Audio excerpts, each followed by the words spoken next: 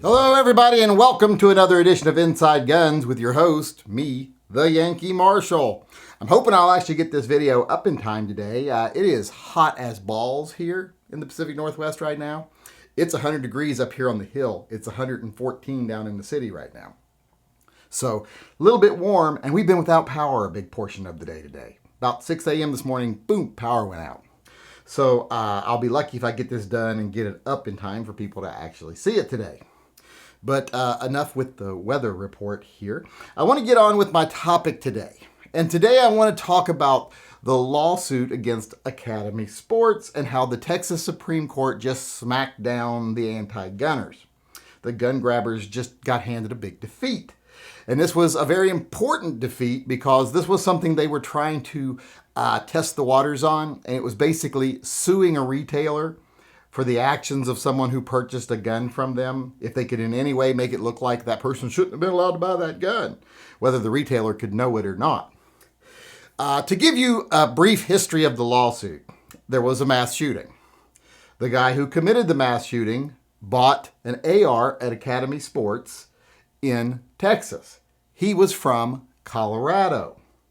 Well, there are a couple of things that the lawsuit brought against Academy, thinking that they could weasel their way under the law that says that manufacturers and retailers aren't responsible for people who commit crimes with items they buy. Well, the first thing they said was, well, since that AR was sold with a 30-round magazine, Academy Sports was responsible because in Colorado you can't have a 30-round magazine. Well, the court said, and I don't know why this got all the way to Supreme Court. This is basic stuff. It just goes to show you how much money and power the anti-gun lobby has and how much sway they hold over a lot of courts. But the court finally ruled saying that Academy is not responsible for whether he takes a magazine into Colorado or not. And the U.S. Gun Control Act, which this lawsuit was trying to say would require them to not sell him that gun because he's from Colorado and they can't have 30-round magazines. So they can't have ARs, just can't have 30-round magazines. The court said that's not what the law does. The law is regarding the firearm itself. It doesn't in any way regulate states making sure that they sell accessories or peripherals that are legal in other states.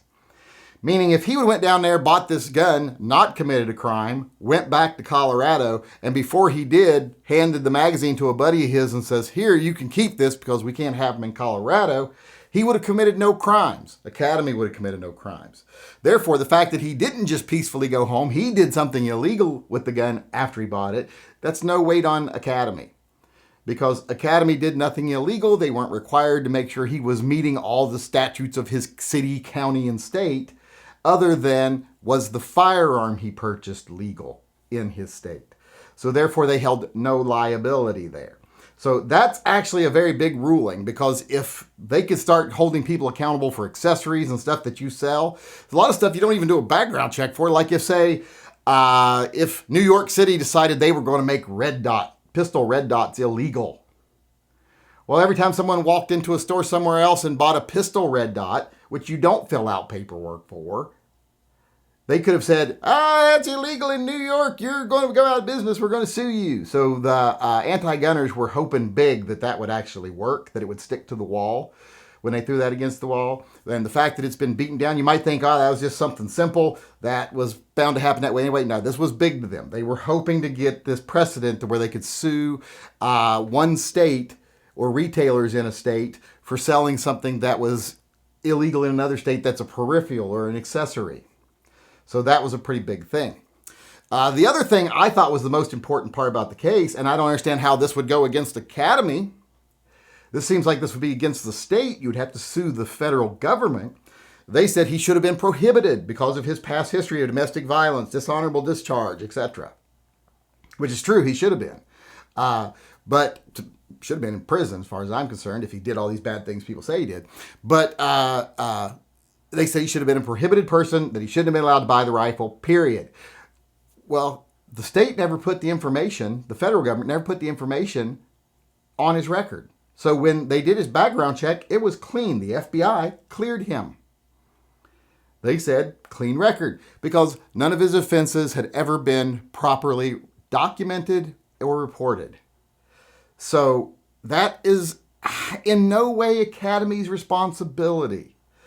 And I don't even understand how that was even a factor during the lawsuit, because how would an Academy even know anything about that? But still, that seems like that should be a case against the federal government. But to me, it's also a sign of how the federal government makes a big deal about how we have to do all this stuff to make everybody safe, and then they don't even uphold their end of the bargain. So, which I'm fine with getting rid of the background checks, period, because they don't really do anything to make people safer. They just disenfranchise legal citizens. More people are denied the purchase of a firearm that should legally be allowed to own one than people who are not legally allowed to own one. People who are not legally allowed to buy firearms don't go to dealers and fill out 4473s. They know they're legally prohibited. Hardcore criminals don't go to their local gun shop and buy a pistol. They go find some girl who's naive enough to go buy it for them. I see that happen all the time in gun shops, or at least see it attempted all the time, where it's very obvious who the gun is actually for. And most good gun shops be like, maybe you need to go somewhere else and buy your gun. But I'm getting off topic here. But they use third party to buy their gun. That's straw purchases. They steal guns. They buy guns from irreputable sources who either stole the guns or obtained the guns through illegal means, or they, go buy one and their background's not bad and they get one. So either way, because, if they have a bad background, they usually don't, like I say, don't try to go buy one. I don't know why I added that there at the end, but I think I just couldn't think of anything else to say. So I added something stupid there at the end, but you get what I'm saying. So this lawsuit against Academy falling is pretty big news. The fact that it got to the Supreme Court is sad because it shouldn't have. But this whole notion of holding retailers and manufacturers responsible for somebody who does something illegal with their product, it's ridiculous. That's like saying Ford is responsible if you drive drunk, or Jack Daniels is responsible if you drive drunk. Or if I rent a U-Haul truck and then go plow down a bunch of people in a park, that the U-Haul agency is responsible for what I did financially. Now, I know a lot of this was just lawyers going after low-hanging fruit because big company like Academy, they got money. But it was more than that. It was also the anti-gunners like Bloomberg, etc., throwing their backing in there too to try to get this precedent. They did not get this precedent, and we should all be happy. So I just wanted to make sure everybody was aware of that. If you were aware of it, I hope you understood how significant it is. If you weren't aware of it at all, well, now I hope you understand why this was such an important case and why it was so important that we won. All right, with that being said, I want to move on to my favorite part of the show, Gun Talk. And today for Gun Talk, I just want to answer a quick email question. Well, a simple question, was straightforward and to the point. They said, hey, I saw you bought both of the AXG SIGs. Which do you like better, the flat trigger or the curved trigger? Well, this is a question I'd already answered in the live chats, but I like the flat trigger better. Surprise, surprise. And as far as why do I like them better, it's just simple. The curved trigger kind of places your finger at a specific point on the trigger. It decides where your finger goes. The flat trigger, you put your finger wherever you want. And that includes further towards the bottom, which just gives you more leverage on the trigger, making it easier to pull. That's how simple it is. That's why I like the flat triggers better. That's why I choose the flat triggers. And that's basically it. Just like I said, simple question. And I think they look better. I like the way they look. I think aesthetically they're very pleasing. But since that didn't take very long to answer the question, I actually put a flat trigger on the Classic by transferring the internals from the other gun, from the Scorpion into the Classic, and then I bought a flat trigger for the Scorpion and put it in. So I might as well go ahead and show you that here just to kill some time. Hey, if you watched my video the other day, I actually put in a new guide rod and recoil system in the AXG Scorpion after I had taken the ones that came in it out of it and put it in my Classic because they were much better. Well, now the only problem is I got the springs replaced and everything, so it's as smooth and good as the Classic, but it has the Classic's trigger. I don't like that trigger. So I ordered another flat trigger to replace it, and I'm going to do that right now. All right, first I got to take out the firing control unit. Comes out very easily. This is what makes these guns so unique and so awesome, is that you can actually take this part out and put it in another frame, and you got a same gun, same serial number, you just have different size, different material, etc. frame. All right, it's actually quite easy to do. You just got to push this little tension bar over here, the one's got the spring on it, push it forward, and then take it out of its seating here. And this little pin will fall out from the other side, by the way. Just wiggle it out of here. Just wiggle it just a little bit. Everybody remember that song? And once that bar's off, it'll allow the trigger to move forward a little bit and just slide out of here. And now you just put the new trigger right in. It slides right in place there. And you just make sure that you get the little hole on the trigger bar back under where you're putting it in at.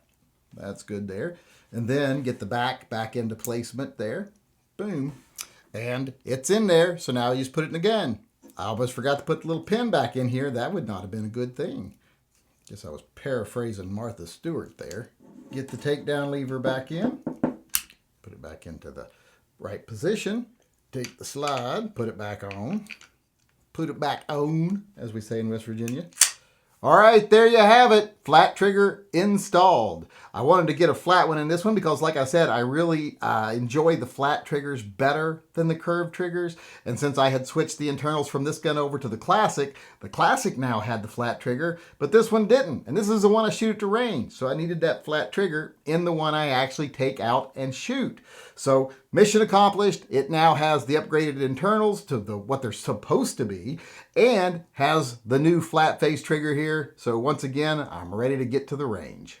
All right, everybody, I want to end the show today by saying our fundraiser was extremely successful. It is over now. Please don't go donate any more money. I have to refund 2 people's money because I didn't get it taken down in time. But I just wanted to announce the winners of the TYMP Pistol Project hat. We have all of our winners here. In fact, we are going to have one more hat to give away. We're going to give away in the chat tonight because one person won twice, and he said he will sacrifice one of his hats because he only has 1 hit, which I'm assuming he has 2 heads, but the hat probably wouldn't fit. And if it does, he needs to see a doctor. But let's read the winners here. So we have Mark Hanot, H-N-O-T. We have Edgar Cortez. We have Kaylee Reiser. We have Mark Bacon. We have Mark Sipes. 2 marks in a row one. We have Paul Shanefeldt. Next we have Boyd Smith. And then we have, I don't know if this is Louis or Luis, Foos, or Fuss, I guess it could be too. But I went to school with someone whose name was that, and they pronounced it. I don't know, never mind. Brittany Finley. We also have Eric Harry Schnauzer. And then again, we had Boyd Smith once more. But those are the 10 people that have won the hats. So if you're one of those people, email me your address, your contact information, and in the subject line of the email, put hat winner, just so I know you're a hat winner and I can actually find your email and not overlook it. So if you're one of those 10 people, please send an email to me at shootingleftofcenter@gmail.com, shootingleftofcenter@gmail.com. Send your address over, and like I said, in the subject line, put hat winner, and I'll get those out as soon as possible. All right, everybody, that's our show for today. I hope you enjoyed it, and I hope you come back again tomorrow where hopefully I won't have sweat trickling down my ass crack as I'm doing this video. Let's hope. But thanks, everybody, for coming today. Like I say, I hope you come back again tomorrow. And until then, I'll just sign off as usual by saying, as far as the state of the world today is concerned, it is what it is. It could be a lot worse, but it could be better.